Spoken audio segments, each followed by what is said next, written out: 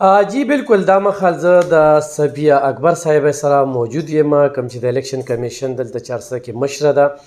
دلته په ان24 باندې چې کومې انتخابي ټاکنې کیږي د ټولې پښتونخوا نه بلکې د ټول پاکستان نظر په دغه خلقه باندې دی. د هغې غټه وجه دغه ده چې دلته کې یو خو د ولی باغ مشري ده، بل د تحریک انصاف چیرمین چې کوم دی بذات خود په دغه کې برخه اخیستې ده.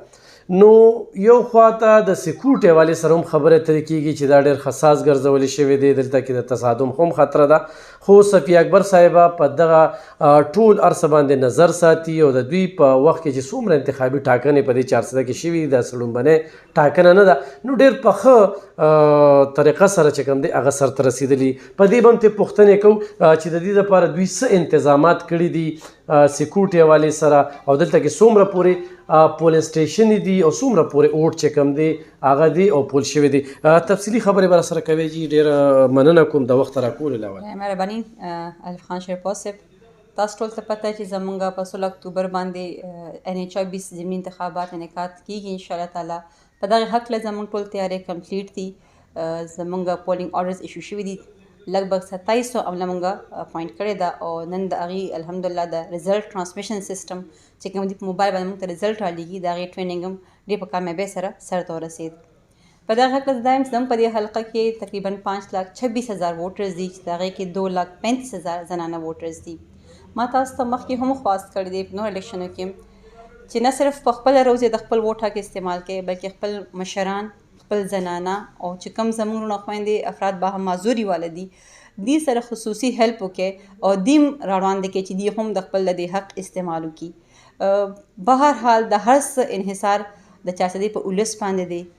د الیکشن کامیاب انعقاد او ځان دپاره ښه خلک وړاندې کول دا اوس اخري مرحله کې ستاسو په لاس کې دي. خپل د حق استعمال کړئ او د خپل علاقې د بهبود دپاره خپل رول ادا کړئ.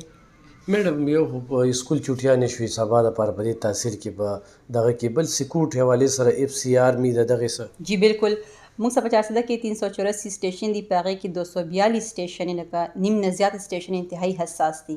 په دغه هکله موږ مخکې هم DPO صاحب سره رابطه کړي، موږ په دغه انتهایي حساس سټیشنو باندې چې څونه د هغې عمله پکار وه هغه نه موږ لګولې وه.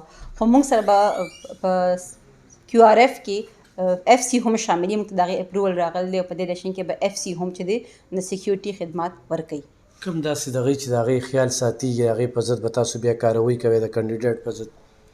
تاسو ته پته ده چې په پولینګ سټیشن احاطه کې چې دی نو هغې کې هر کس نشي ور دننه کېدی، صرف چې کوم زموږ اتورایزډ میډیا کسان هغې تلی شي یا کینډیډیټ پخپله تلی شي یا پولینګ عمله او ووټر تلی شي. زما تاسو دا خواست دی چې تاسو مهرباني کوئ پولینګ عملې سره تعاون کوئ، خصوصا په زنانو سټیشنو باندې ته زموږ عملې ته اکثر ډېر مسایل وي، نو خپل عملې سره تعاون کوئ، پولیس سره تعاون وکړئ او دا الیکشن که څوک کامیابولی شي نو هغه تاسو کامیابولی شئ. مونږ یا انتظامیه یا الیکشن کمیشن چې دی مونږ خپل ټول رول ادا کړو، خو د دې د هر څه دارومدار په تاسو باندې چې تاسو دې کې څنګه خپل رول پلی کوئ او څنګه دا کامیابوئ. د سکیورټي په حوالې سره بالکل تاسو هېڅ خدشات مه لرئ، که انتظامیه ده که FC دي که الیکشن کمیشن دی، موږ په دغې هکله ښه بیداره یو او موږ خپل ذمهداري انشاءالله پوره طریقې سره به ادا کوو. او څنګه چې ستاسو په تعاون سره مخکې کامیاب الیکشن شوی دی، پرامن الیکشن شوی دی، موږ امید لرو چې دې ځل به انشاءالله ښه کامیاب او پرامن الیکشن کېږي. ډېره زیاته مننه حاجي صفیه اکبر صاحبه دغه خبرې چې یو خو اوټ واچوئ، اوټ دا ستاسو فریضه ده چې څومره زیات اوټ واچولی شي هغه مره به ښه کینډیډیټ چې کوم دی مخې ته راځي. دویمه دا ده چې سکیورټي حوالې سره هېڅ قسمه خطره نشته دی.